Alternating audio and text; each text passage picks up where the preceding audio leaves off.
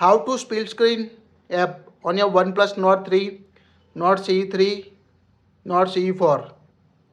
In first method, you can use recent application. Tap on a recent tab at the bottom left side. Now you can see list of open application. Tap the three dots at the top. Tap on a split screen. Now you can see at the top open the app. Now open another app to use a split screen. Here we select Play Store. Now you can access the YouTube and a Google Play Store or another app at the same time. To move the application, double tap. You can see swap sides. Tap on it to move the app position on your device.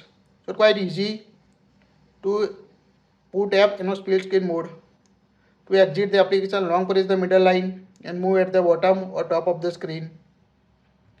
In second method, just open any app and swipe up with a three finger. Now you can see open app at the top split screen. Now select the second app. Again we open Play Store. Now you can access the YouTube application and another application at the same time. And the last method, you can use the smart sidebar. At the top you can see the smart sidebar. Make sure enable smart sidebar. To check it, go to settings. Scroll down up to special features. Tap on smart sidebar. Make sure to toggle on the smart sidebar option on your phone.